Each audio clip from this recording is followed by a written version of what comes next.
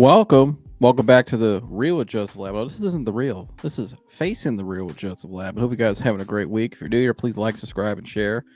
And yeah, let's get into it. So again, episode number 2 of Facing the Real, a new segment here on the show where I talk about things outside of sports, more things that are trending, things that I want to touch on and give my reaction to, and things that are on my heart. Like last week, I gave if you didn't see that one about the social media versus reality, check that out. Great episode where I share a message and I kind of react to some things, and it was really good. A lot of people really liked it. I got a lot of good feedback on it, and so check it out. But so let's get into this one today. Marcus Jordan, son of NBA legend, I see I got the jersey back there, arguably the greatest of all time. Michael Jordan was arrested last week, as you can see there. February 4th, he was arrested to be exact. At about 1 a.m., Marcus Jordan was he went out to a gentleman's club with his girlfriend. He left the gentleman's club. He evaded arrest from the police, or he evaded from the police in his car. Ended up on a railroad track, I believe, and he was caught on the dash. You can see here here's the first article I have from U.S. Weekly. Marcus Jordan was at a strip club for getting stuck on train tracks and arrested for DUI. And so here's the breakdown here. We'll start with this one. Let me get the share screen up here. This is from a news article in the local area here in Florida where they break down what really happened here. NBA legend Michael Jordan right here in Florida. You hear the deputy say he's trying to pull over the driver for speeding at about 1 o'clock in the morning. Police found the same blue Lamborghini stalled on train tracks. Video of 34-year-old Marcus Jordan bonding out before noon on Tuesday. They say he was in his vehicle with a passenger claiming he made a wrong turn. Officers say the front of the car was covered in rocks with damage to the bumper. Jordan eventually was booked into jail on DUI charges, possession of cocaine, and resisting an officer without violence. He's the second of Michael Jordan's 5 children, perhaps the most famous. He also played basketball at the University of Central Florida, was featured on The Real Housewives of Miami when he dated Larsa Pippen, the ex-wife of Michael's former Chicago Bulls teammate, Scottie Pippen. NBA legend. Okay, so that's the breakdown, a brief analysis of what happened there. So you can see he evaded the police in his car, and he ended up on a railroad track. He says he took a wrong turn up on the railroad tracks. I don't know. A lot of people are speculating maybe he parked on the railroad tracks to kind of hide from the police, and he was obviously he was intoxicated. He got charged for DUI. Marcus Jordan's had an interesting past. I'm gonna get into it today. Why I think not just this incident, but I think his story in general is as a lesson for a lot of people in society nowadays. And I actually sympathize for Marcus a lot. And I'll get to that down the road. But and so while he got arrested, though, this is what went viral was the body cam footage of his arrest when the police found him on the railroad tracks with this, I guess, his girlfriend. He's in a Lamborghini, a $300,000 blue Lamborghini, as he mentions in the video. But while he's being arrested or being questioned by the police at first, before he got arrested, he mentions, "Hey, I'm Michael Jordan's son, Marcus, and I'm just trying to get out of here." And as he's talking to the police are obviously trying to conduct an investigation because they're like, "Okay, first this guy just ran from us, basically evaded from us," that you saw in the video there. But also he's stuck on a railroad track. I'm sure they probably smelled alcohol or had some. They know what they're doing. They're not dumb. They do this every day. So, they had cause for concern and, legal reasons to investigate the situation. And he wants to just get his car off the track. I'm Michael Jordan's son. Leave me alone. I'm just going to go home now. And we can all just forget about this. Well, here's the body cam footage of the arrest. And take a look for yourself. You ain't going nowhere, dude. You're buried. You're stuck on the track. All right, so how do we get off the track? I need you guys out of the car because there is a train coming right now. What the? All right, man, let me pull up. You're not going to be able to move it. Just get out of the car. All right, get out of the car. Okay. Get out of the car. I got to order you guys out. Get out of the car, both of you guys. Come on. Safety first. Safety first, man. I mean, I feel like we got 1, 2, 3, 4. It's 4 of us got. We can push this mother. My concern is us. Okay. Yeah, but I mean, the concern is this $300,000 vehicle. Give me a favor. Keep your hands out of your pockets, man. Yeah. Keep your hands out of your pockets. There's nothing in my pocket. Bro, I'm Marcus Jordan. I'm Michael Jordan's son. I'm not doing anything wrong. I'm just trying to get home, and I made a wrong turn. Where are you guys coming from? We were at a couple of venues tonight, but I'm just trying to get home. Because it's not alcohol coming from you, being stuck on the tracks like this. Well, I got to read you your rights first. Do you have the card? But we're gonna get off the track though first, okay? First hands back.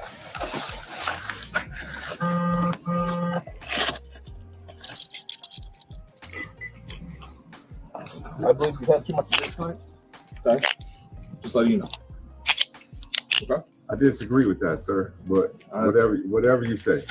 I just want to understand why y'all are treating me as if I did something criminal. Because I think you have driving under the influence. But I'm not. So I've answered your question. Now please sit down and I'll answer more questions. Please sit down. I got nothing else for you, bro. All right. Hold Sit on. down. Check your shoes, sir. Sit down. Yo. Sit down. Sit down. Yo, chill the out, bro. You chill out. Hold on. Stop thinking. Yo, can I ask my girlfriend a question? Don't do that again. Relax. Sit down. Relax. Sit in the car. Your car ain't going nowhere. Okay, so you can see there, pretty disturbing video of Marcus Jordan and his girlfriend there. Both of them looked, they were both intoxicated. Obviously, he was the one driving. And so, but notice what he said there, Michael Jordan's son. And when you hear that, you hear somebody, and my analysis of this, number one, Marcus Jordan looks really bad in this, obviously, not just because of what he got arrested for, DUI, he said their possession of cocaine possibly, and resisting arrest and evading the police, but also the way he acted, sitting there saying I'm Michael Jordan's son, almost like it's a get out card. You know, he's intoxicated, so a lot of times when people are intoxicated, they tend to say how they really feel, things they wouldn't say if they were, thinking normally. Not for everybody, for a lot of people this applies, and I think this definitely applied here. And I think what you heard was somebody there that was enabled their whole life. They were created to become this type of person, not by their own doing. Obviously, he was born into that lifestyle. He was born into his dad being the most popular person in the world at one time and being who he was, the great Michael Jordan. But it's somebody who enabled, entitled, tries to use the get out card of who his dad is all the time. He's got all this money. Obviously, he's earned because of who his father is. Most likely, we all know why he has his wealth. And it's funny when he's sitting there, the cops even like, I'm concerned about us and you and people's safety, things that really matter, that are really important. He even said out of his mouth, we got 3-4 you guys there. We could just push this car. Like, the only thing that matters is this $300,000 Lamborghini. That's the only thing that matters. Not the young lady's safety in the car, the way he was driving, not her safety, not anybody else's safety, not even for his own safety. All I care about is his car, and I'm Michael Jordan's son, and I can't be arrested because it's going to look bad.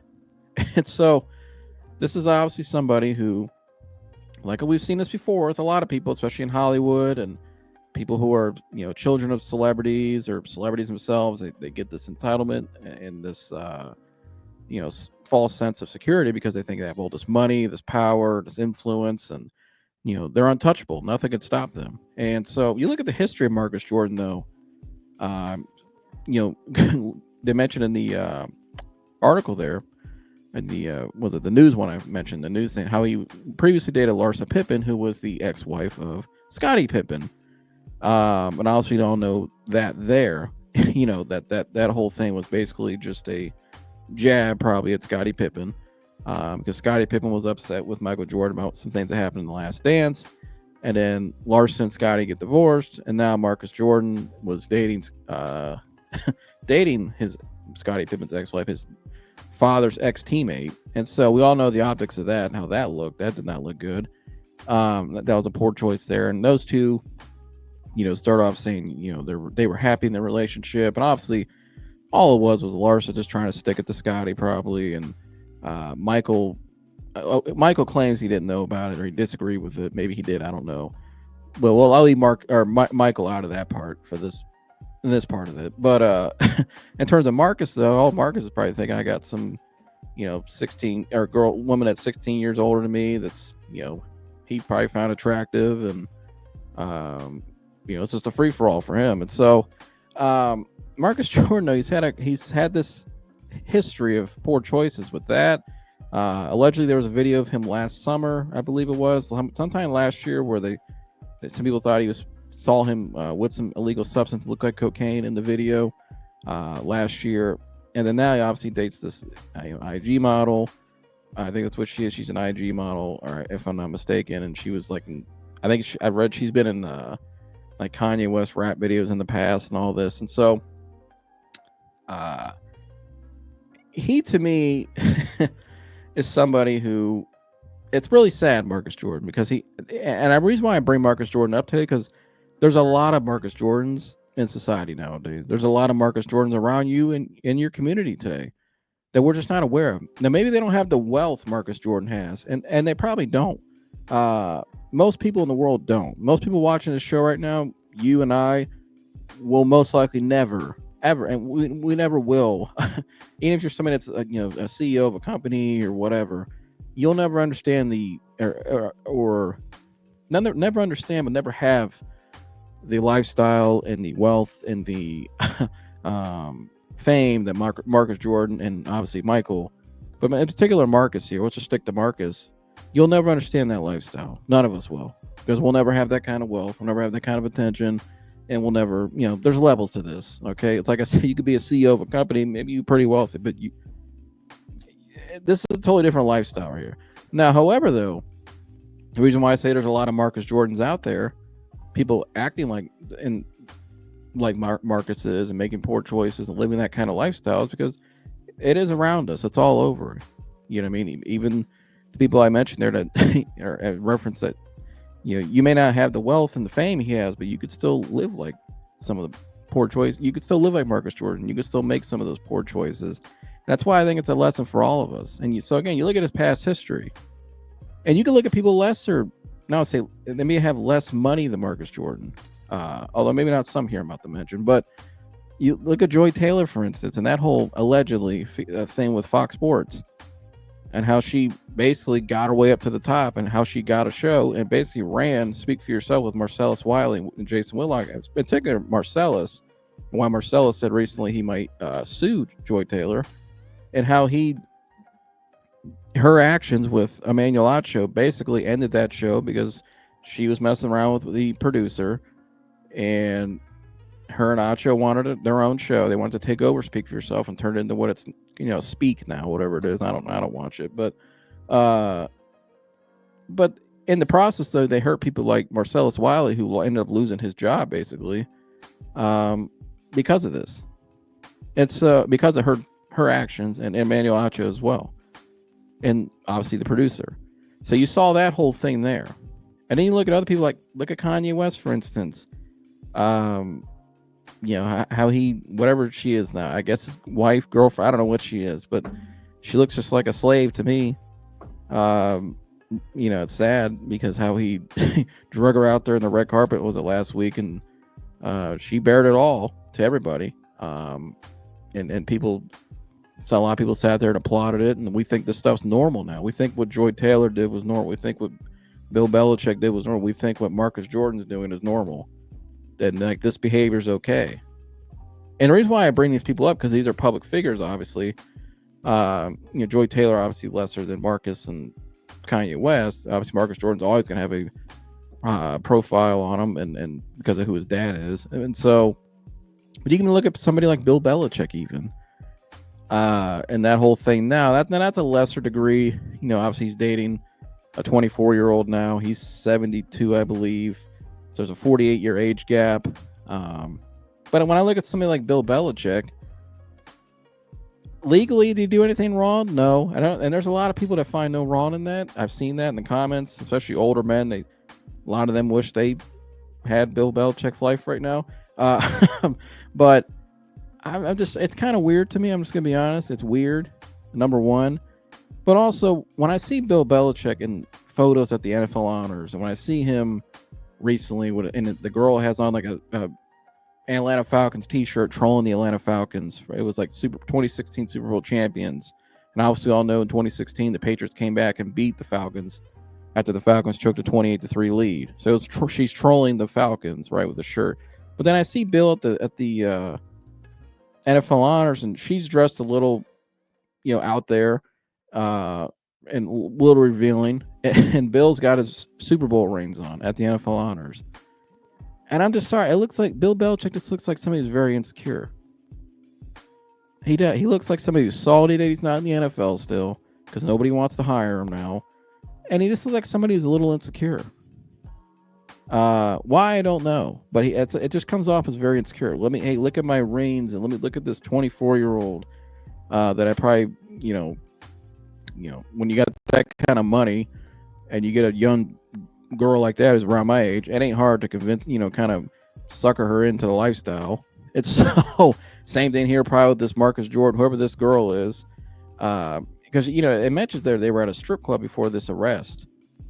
I'm just sorry, I don't know any solid halfway decent relationship people. I don't know any people in a real functioning boyfriend girlfriend relationship, especially a marriage, let alone that not only lets their husband go to the strip club, but also goes with him to the strip club. I don't know any people that have real successful marriages that really love each other to actually do that, even in relationships, boyfriend, girlfriend. I don't know anybody that does that. You let me know in the comments. I don't think that's normal. I don't think that's healthy. I think that's kind of weird. And it looks like some people that just really are just two insecure people that are fulfilling each other's needs, but they really don't care for each other, right? And so you look at Marcus already with Larsa Pippen. There was rumors. I went and looked up today. People thought, man, he said, I think he even said on the record, I was gonna maybe propose to her and marry Larsa. But he was never gonna marry her. And that whole thing was destined to end at some point. Just like Bill Belichick and this whole thing, and probably at some point if I had to bet, will be over with at some point in the near future. But again, there's a lot of these people, and that's why I said there's a lot of Marcus people who can relate to. I don't say people can relate, but a lot of people who are like Marcus Jordan out there are becoming like Marcus Jordan and some of these decisions he's made in his life and these situations he's in now without even knowing it, right? You look at the Joy Taylors, Bill Belichick's, the Kanye West, the Marcus Jordans.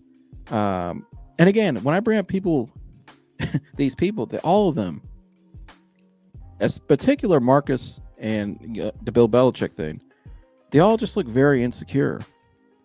But again, this is what's promoted in our society. We look to these people as, our kids are looking at these people when they're on their phones, on social media, and this lifestyle that these people live, we think, man, that's it. Like, that's the gold standard. And the reason why I say there's people becoming like Marcus Jordan, we have other Marcus Jordans out there, is because we're convinced now in our society through social media, kind of going back to what I mentioned last week, this is what we chase now. We think the real riches and honor in life is you have to have this incredible lifestyle. You have to flex it all over your social media, and you gotta, hey, look at me show. And I'm just sorry, that's insecure. And I think that's why you look around society nowadays. You look at the divorce rate. You look at how many people are so unhappy, and the anxiety and the depression. And obviously, I study that and I cover that in the show. And it's just all the rates of that going up, but just because everybody's doing things for the wrong reasons. Not everybody, but a lot of people. Society in general is chasing the wrong things, and they're doing things for the wrong reasons, right? It's more about them and not about other people, helping other people. It's our own ego. It's our own people's insecurities is what drives their life now. And we can all relate to that. I can relate to it. Hell, I chased the wrong thing in my life before. Not too long ago, I was chasing, somebody who was heading down that road. And it was a lesson learned from God because he stopped it in my life. Thank gosh. And yeah, it hurt at the time. It hurt bad at the time. But I thank God every day now for stopping it in my life. But again, I look back at where my mind was at that time. It was good intention, but it was a lot of my own insecurities driving me. And a lot of times your own insecurities, they blind you. It's like anxiety. It's like depression. It has no logic. And so you start making bad decisions. You start making poor choices. You start hanging on to things. You don't see things for what they really are. And I had to learn that lesson. And I had to heal from that, and still am healing from that in some way. Although I, moved on a lot now. But it takes time. You learn those lessons. It takes time to heal, but especially people that really, like Marcus Jordan, the situations they're in now, and how far down the road they've gone, he's got a lot to work with here, obviously, because this will always be, because of who he is, his fame, his popularity, who his dad is. This will always be attached to him forever. People always remember this mugshot, and they'll always bring it up as jokes. Now, again, I'm not saying he shouldn't be forgiven. Obviously, he doesn't owe us anything, but obviously to his family, probably it's embarrassing. It's embarrassing to his family, to that young lady. Obviously, maybe her and her family, right? He deserves a second chance, like everybody else. And everybody makes poor choices. Everybody falls short, and this is where I have sympathy for Marcus Jordan, because he was born into this lifestyle. You know what I mean? He was born into, hey, your dad's Michael Jordan, and you have this incredible lifestyle. The whole world loves your dad, so people automatically are going to love you. They're going to treat you like a king. And he's even mentioned this before, and how there's he gets a lot of perks in his life because of who his dad is. And growing up, he had a lot of those perks. But there was a lot of negative things too, right? And there was a lot of pressure, I'm sure, there too, because when you're Michael Jordan's son, people think, hey, if he started playing ball, which he did, you're always measured up to your dad. You're never gonna be as good as your dad, right? You're never gonna be as popular as your dad. You're never gonna be. You're Marcus Jordan, not Michael Jordan. You're just You're always known as Michael's son, not Marcus Jordan first, right? And so with that comes a lot of pressure, but also you see somebody here. You look at the lifestyle he's chasing. A lot of wealth, right? Women, cars, like he mentioned there. All he cared about is car. All he cared about is that $300,000 car. Not anybody else's safety. Not nothing, right? That he chases a lot of worldly things that really, in the end, don't satisfy you. Things that, in the end, if they become your god and rule your life, you end up like this. So, I mean, but again, he's mentioned this before, and so here's a clip I found. Interviewed it with TMZ one time where he mentioned some of the good and bad of being Michael Jordan's son growing up. And I think I have it right here. This is on TMZ. This was back in, you guys can see here, May 12th, 2020. So this is after the documentary went viral, the Last Dance documentary. So he was on there talking about that, but he was asked about it by TMZ here. And here's the answer he gave. Two-part question. Best thing about being Michael Jordan's son, and then we'll follow it up with what's the worst thing. Okay. The best thing, honestly, man, there's just a lot of perks. We were raised relatively normal. I say relative because, I didn't take my first commercial flight until I was a junior in high school. I grew up playing PlayStation on a private jet. So it's not normal, but my mom, she's from the south side of Chicago. And so she made sure that we stayed grounded and, visited my cousins on the south side a lot. And so, we had a somewhat normal upbringing, going to public middle school, et cetera, et cetera. But the negative or the worst thing would just be like, having to operate under the assumption that people are always wanting something from you, whether it's a Jordan shoe or a connection of some sort, people always, you have to operate under the assumption that people, are coming around with their hands out. And so that's probably the only downfall. Other than that, there's a lot of plus sides. So like he says, there's a lot of plus sides, right? But he said the negative, though, is a lot of people always ask you for things. They want connections. And I think when you can really take what he said there about the negative, you could probably expand a little bit and say, too, there's a lot of pressure there, right? When you're Michael Jordan's son, there's a lot of pressure. People expect things from you. People expect you to be a certain way. They expect you to present yourself in a certain way. They expect you to talk a certain way. You have to live this certain lifestyle, right? It's a different world these people are in. That's why I said earlier, none of us will ever understand that and I don't understand. I mean, I've been around people who live a pretty wealthy lifestyle, and I see how they operate and how they live, and it's a lot different than the normal person. And even that comes with a lot of consequences. And a lot of those people, their kids have had issues like Marcus Jordan, because in a lot of their kids have even said, because I know some of them personally, that there's a lot of pressure with that, right? There's a lot of pressure, expectations. You're always compared to your authority figures. And so that's why I sympathize with Marcus Jordan. And this is a sad story here. And the reason why I said today how it's a lesson for all of us, because, and my main point of all this right? When I look at society today, and how I said earlier, there's a lot of Marcus Jordans being created out there. Kind of similar back to, remember when I did my P. Diddy video? Now, obviously, Diddy's a different story. That's a lot different serious allegations. But remember when I did my P. Diddy video last year, when the video came out of him beating on Cassie in that hotel floor, and it was a horrible video, and he's, assaulted the woman in the Cassie in the hallway. And I mentioned on that show how our society is creating a lot of P. Diddy's. And I said how maybe not to the extent of the horrendous things, but I said how people when you chase wealth, when you chase that lifestyle, when it becomes your God, when it becomes your drive every day, you eventually start to make those poor choices, especially because a lot of people, it's rooted out of insecurity, right? That's why I mentioned insecurity, because insecurity, anxiety, depression, it has no logic. Your pain a lot of times may be valid, but our instincts, a lot of times our flesh leads to things that are really not good for us, if you know what I mean, right? It's not logical choices. We want to, it's easy because we want to solve everything right now. We want to feel better. That's why everything today in society is all based off of feelings. And just, if you feel this way, you feel that, right? And we should get better at feeling better. We should get better at feeling how we feel, at feeling things out and working with them in a healthy manner. That's anxiety 101 too, right? In the mental health world. What I had to learn was not try to feel better in the moment, was trying to get better at feeling what I'm feeling and taking it with me and logically thinking about what it is. And then I became free. And then eventually the feelings passed. Right? But everybody now, everything's based off of feelings. And if you feel this way, you feel that way, follow your feelings. But your feelings a lot of times have no logic. They're not rational feelings. They're not, right? Feelings that come and go. Thoughts come and go. But what remains is you, what's in your heart, what's in your mind, and your foundation, and your core, right? And a lot of people, we're losing sight of that nowadays because we're so distracted by our phones. We're so distracted by what's on the phone in these apps, the music. Everything tells us to chase this, chase that lifestyle, chase that, wealthy car, whatever. You know what I mean? If you don't have X, Y, and Z, you're not good enough, and it makes us feel insecure. Right. And so a lot of people will go and chase. And I'm just being honest here. This is called facing the real. This is the real. I got to keep it 100% honest.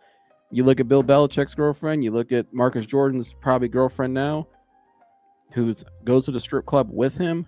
You look at Bill Belichick's girlfriend, who I believe at the time Belichick was, I think when they started dating, I think when he met her was 2 years prior before he ended his relationship with his previous 10-year girlfriend. I don't know. There's a lot of things with Belichick. If you look at his dating history at times, he was also rumored at one time his back in 2006 when he divorced his longtime wife, that he allegedly, that they deny, but he was allegedly, some people say, was already having an affair with somebody in the office. So I don't Belichick's had some stuff in his dating history in his bag for a while, but you see those choices and how they lead to where he's at now.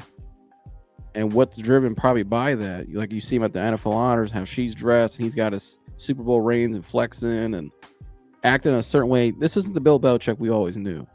That was all he always presented himself. But maybe that's who he always was. We just didn't know. And that's a lot of people in society nowadays, especially in the churches. And I'm a Christian. I'm a born again believer. I'm a believer. I'm a follower of Christ. But I'm disappointed in a lot of churches nowadays because they allow this stuff to happen. And they promote it almost in a way, because a lot of churches, not all, but a lot of them, especially the ones that have the most, a lot of ones that have a lot of fame, or I don't say fame, but maybe not fame, but a lot of them that have a lot of wealth, right? They have a lot of resources. It's very easy to be attacked, and of course they're going to be. We shouldn't be surprised by it, because when you stand for God, the devil, the enemy, is going to attack you the hardest.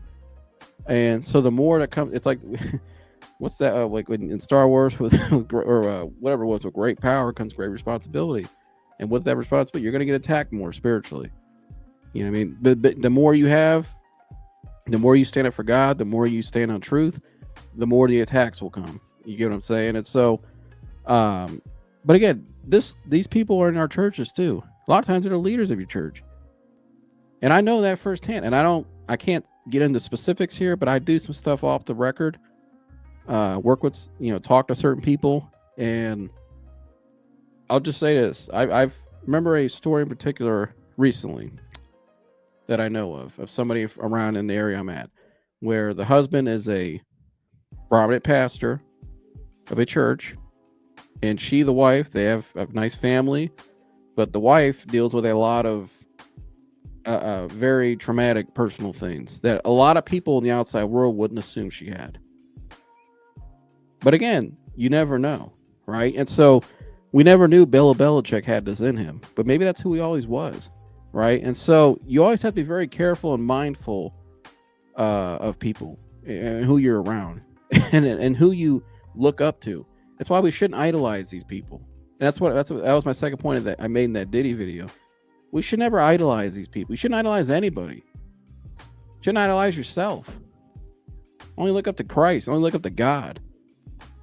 And if you don't believe in God, that's your choice. But no, stop. You can have role models. It's great to have role models and stuff, but don't worship these people the way we worship them and put them on a pedestal. You know, you hear Marcus Jordan in some of those past interviews. He sounds like a decent kid. And maybe I'm not picking on him, saying he's a terrible person. Everybody makes mistakes. Actually, like I said, that's why I sympathize for him. I feel bad for him. But again, should we worship these people? Should we tell our daughters to be like Larsa Pippen or Joy Taylor? Not saying they're bad people, but no. Should we tell our men to be like Kanye West and how that's how you treat your wife, or maybe Belichick? No. That's not the no. We all know that. No, it's not. And so again, we all make poor choices. We've all made mistakes, but it doesn't mean we sit and promote them. It should be. We should take our lessons and tell people how this is. Hey man, this is how you shouldn't live, and let me tell you why. And maybe go down a better road. We should be telling our kids, and if you're a parent, you're telling your kids to be better than you were, and telling them the lessons from those mistakes. Not, hey, I did it, so it's okay if you do it, because you want to feel better about yourself. And maybe you need to learn forgiveness and grace from God if that's how you feel. And so, but we have an example of this, and it just came out yesterday. I'm so glad I watched this podcast yesterday because it goes right in with this. And James Harrison, you guys know James Harrison if you're a football fan, longtime Pittsburgh Steeler, legend from Akron, Ohio, went to Coventry. Went to Kent State. James Harrison was on the Pivot podcast, and James Harrison talks about here how before he had his first child, I think his first child's name was James as well. That he grew up in a home where he didn't really say his parents didn't really say "I love you" a lot to each other. He grew up in a pretty, I would say strict, but sounds like a very, I mean, hell, it does kind of sound strict, but a very I don't know how to describe it. He grew up in a home where there wasn't a lot of you didn't say "I love you" a lot to your parents. He grew up with a lot of discipline. He knew his parents loved him, but he grew up very little hard nosed, and his parents showed him work ethic and discipline and a lot of that. And so by the time he got to the NFL, he said he carried a lot of that hardness with him, and it helped him on the field, obviously helped him in his play. But he said he got to a point in his life when he was around 27, 28 years old, right before he had his first child. He just became a Pro Bowler, and he used to have a bike. He's making money now. He's an NFL star. He's a Pro Bowler for the Pittsburgh Steelers, a powerhouse organization in sports. And so he's on a bike, and he talks about how he had this fantasy that he felt like he could never die. He said he was basically what he said. He was so full of himself that he thought he was Superman. That I could never die. I'm James Harrison. I'm big. I'm bad. I'm strong. I'm tough. Right? Nothing could stop me. And he thought he gave some examples as well as how. And I'll play him here in a second. I'm gonna play this whole thing out. It's about 3, 4, or 5 minute clip. You can just listen to him how he talks about the story here. It's incredible. But also listen to the lesson he learned from it when he had his child. And how he looks back now and how that mindset, he even says it here, if I would have kept that mindset up and chased that lifestyle. And James Harrison at that time, you mentioned the podcast too, was chasing a lot of worldly things. And like he mentioned, his son asked him one time what his body count was. And he told him the number. He didn't want to repeat it on the show, but he said, basically what James said was, here, man, at that time I didn't have the Lord in my life, he said, and I was chasing a lot of worldly things, and the lifestyle I was chasing, I was making a lot of poor decisions, but it wasn't fulfilling him. And he ultimately says, if I would have kept that up, he said he would have died. It would have killed him. And so this is incredible here from James Harrison, and this is a great testimony, I think. And hopefully somebody like Marcus Jordan can, maybe he saw this podcast and somebody like him could see it. The kind of, hey man, you need to slow down in your life. Maybe what you're chasing right now, and the lifestyle you're going down, you might want to stop before it could be too late, because eventually it does end at some point, whether it's a relationship like we talked about today or whatever, chasing money. Eventually it all ends in one point, because it's not everlasting. It's not true. It's not real, right? It's not going to fulfill you. It all ends at some point. And so, but here's James Harrison on the Pivot Podcast, and take a listen here. This just came out last night. Maybe he just went sideways. Let me fast forward a little bit. So listen to James Harrison here. This is an incredible story. Pretty interesting, but I don't know if we could take the biggest troll on the planet that serious. But that's your deal. But I want to ask you this: from coming out the womb with your fists up, knotted up, to going to Kent State, undrafted, Pro Bowler, Defensive Player of the Year, Super Bowl champion, to where we are now. What's been your biggest pivot in life? That one moment you can look back and say, without that happening, I wouldn't be who I am today. My kids. That's easy. I don't even think I'd be here. 100%, I don't think I'd be alive today. I didn't care about myself. I didn't care about nothing. I had, I just didn't have a bigger picture, dude. I mean, I didn't save money till I had my son. Oh yeah. You didn't save money? Bro, I had maybe, at that point in time, right before I had my son, I bought a crib. I had $360,000 debt on that, maybe $300,000 in the bank, and few grand in checking. I didn't save nothing, bro. I was living on the edge. I rode a motorcycle like I didn't have no sense, bro. I'm talking, I'm going down 60. I don't even know what 60 is, and I'm doing like 180 miles an hour, dude. 3 o'clock in the morning. And you know what's so crazy? This is at the time I was 28, 29 years old. It's like right before, end up, having James. And I thought I couldn't die. It was impossible for me to be killed. I was like in my head, I couldn't die. I'm doing like 130 at that time, right? And I'm like, oh, what happens if a deer run out in front of me? I'm like, oh, I know. Gear down, gun it, shift back up, get to 180. I'm just gonna cut through it. That was my thought process, dude. I was gonna cut through a deer at 180 miles an hour. It might just mess up the headlight on my bike. I'll be good. Like, I really thought like it was no way for me to be hurt or like, and then when I had my sons, it was like, I had James, I'm like, oh God. What if I die? What's going to happen to him? And then, I had Henry. I'm like, oh my. And from that point, dude, I started saving everything. I started trying to make plans for, what I'm gonna do to make money, when I'm done. I got into, real estate. I got 5, working on my 6th residential building. Everything just started planning towards, what can I do to secure, their future so they have something, when that point in time comes, when I am gone. But before I had my kids, dude, I didn't think about anything. You convinced yourself you were really a superhero. I was, dude, yes. You know what? That was a logical thought all the way up until I was like a year in after I had changed. It was like a logical thought. It was like, yo, I just cut through. It's nothing. Slide through it. Just cut through and keep going. Like ain't nothing. That's how you want to know what's so crazy? That's how I got over my fear of flying. I'm like, the plane crash, I ain't gonna die. I'm gonna roll through this thing and get up out of here. I'm gonna be good. Swear. Debo, why did you think you created that false or that fantasy world away from reality? Because none of what you're saying is real life. You're not gonna cut through a deer. Oh, I know that now. Yeah, if the plane crash, doesn't matter how much you roll. If it blows up, you're not gonna live through it. Why did you create that reality? Did having James bring you into reality?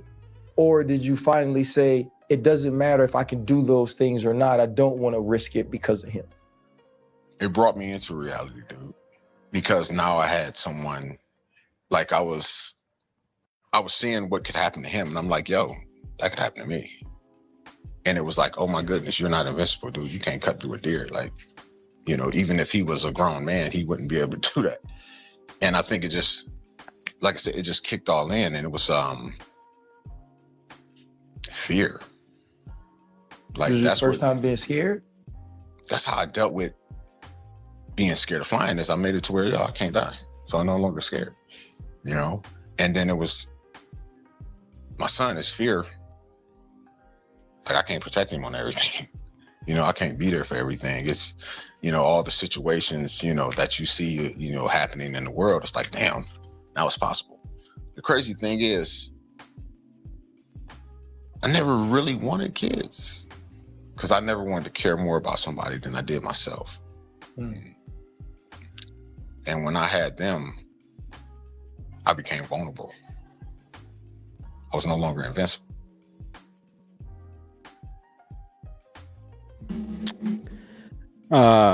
Incredible testimony there by James Harrison, and he went on to say it was something he needed was his kids, and how it's basically saved his life, really. And you see what he said there. He didn't want kids. He didn't want to ever care about anybody more than himself. He was seemed very selfish at the time, like he said, probably egotistical. Had a fantasy that he was invincible, that almost like this godlike complex that he thought he was over everything. He won't die. If I get in a plane crash, I'm gonna roll out of it, or I'll just go slice through a deer, right? And it's like Ryan Clark said. I like what Ryan Clark, how he said it there was. And shout out to that Pivot Podcast. That was a really good episode. How he said, you know, James, that sounds like a fantasy, but it's not reality. What made you get back to reality, right? And that's my whole point with all this today. Is Marcus Jordan is an example of somebody who's not living in reality. And a lot of it's not as he was created into this person and kind of by the lifestyle and the life he grew up in. But he's 34 years old now. Obviously now he can make a choice. He's 34. He's 6 years away from being 40. You know, he's got to make better choices for himself now. But hopefully this is a lesson for him. Maybe this is a rock bottom to hopefully realize what reality is. That, hey, man, yeah, you are Michael Jordan's son, and yes, there's a lot of perks, and it's okay to want certain things if you have that kind of money. If that's, you know, if you want a nice car or whatever, but it can't rule your life. It can't be your God. It can't be what drives you every day. And there's a lot of people now who, like I said, right, don't have the wealth Marcus Jordan has, or never will, or the fame, but they have some wealth, and they maybe have some resources and stuff. Maybe they've been enabled a lot by their parents and stuff, and you know, they could chase those things too, and they do, but they don't live in reality. And I know some people like that. Some I mentioned earlier, who, you know, right? Did I mention? Well, yeah, I did mention them, but you know what I mean. But I know people that live in that reality, and a lot of them are, well, it's not reality, but a lot of them live in that world, and a lot of them deal with a lot of things, and I'm just telling you, man, it's not a life you want to chase, but it's something our world promotes. And that's why I think a lot of people are heading down a road where they're losing sight of, because they're trying to chase things that aren't reality. You know, it's why I say all the time, social media is not reality. But a lot of people, it's what drives them. It's that's what they chase. They think they have to have this lifestyle and stuff. And it's just not reality. You know, I see a lot of single people. You know, it's Valentine's Day tomorrow. I see a lot of single people who maybe just got out of relationships, were heartbroken, they're trying to find that love. But a lot of times I see it, and these people I know on there, you look at what they post, it's like these photos that say like all I want and all this and that. And the all I want thing is just money and fame. It's basically just money and power and like this fantasy lifestyle. They think because what they see the Marcus Jordan on Instagram and him posting all this, out on a boat with some girl or whatever, vice versa. And this is the lifestyle you need to live to be successful in life. And that's not reality. And again, look at the world he's chasing, where it's ending up for him. That's not the road you want to end up at, obviously. That's not real. It's not real. It's a fallacy. And it's not a good road to go down. And hopefully Marcus Jordan finds some help at some point. Hopefully this is it, like I said. Hopefully maybe 5 years from now, or a year from now maybe, or 5 years from now, Marcus Jordan he comes out and says, hey man, I got caught up with stuff in my past. I had some problems, and maybe now I started my own rehabilitation facility sponsored by Jordan, where I help people that were where I was with addictions or maybe certain life choices or whatever, right? Or maybe he counts, whatever it is, or maybe it's just for himself. Maybe he just comes out and say, hey, I'm Marcus Jordan. I'm doing much better now, and I'm just focused on living my life now, and maybe find somebody who actually loves him and marries him, and like maybe hopefully turns his life around and find some stuff that's real. But if he doesn't, he's just stuck in the cycle. And that goes for all of us. If we chase things like that, we're going to keep ourselves in a cycle and chase things that'll put us in a cycle eventually that isn't going to satisfy us and only let us down in the end. And there's only one thing that could save us, and that's the Lord. And so, and that's what James Harrison mentioned too, later on in that podcast as well. And so how he found the Lord, and God sent him his sons, and they kind of went and coincided with each other. It was a blessing from God and saved his life. And so one verse that I'll leave you guys with today that really stands out to me when I think about all these things is Romans 12:2. Do not conform to the pattern of this world. So again, notice it says do not conform to the pattern of this world. Basically it's saying don't chase to the worldly things. Don't conform to the world. Don't sell out to the world. So do not conform to the pattern of this world, but be transformed by the renewing of your mind. Then you'll be able to test and approve what God's will is and his good, pleasing, and perfect will. All right. So God's will for your life is good. It's perfect. It's pleasing. It may not always be when we want it to be. His timing may be different than ours, right? It may not be the things we thought we needed, right? Which I've been there. I mentioned that today. It may not be what you thought you needed or what you thought was it. Maybe God has something better for your life, something better planned. And if you just follow his good, pleasing, and perfect will, like it says there, his timing's perfect. His plan is better than what you could ever imagine. And if you just stick it out, and trust me, I know it's hard. Right? I know it's hard. I met people just a second ago. I said I see a lot of people, single people online. I'm single as well. And yeah, I'd love to have that in my life. And it gets hard sometimes. But I focus on this verse. I focus on truth. I focus on reality. And I see a lot of the negatives of if I would just give up and just, it's like my journey in general. A lot of people know my journey, what I overcame after a 9-year battle. There's a lot of people look at that and they people say, I don't know how you're still here. And statistically, if you look by the worldly statistics, I probably shouldn't still be here. But I overcame that by the grace of God, because he had a plan and a will for my life that's perfect.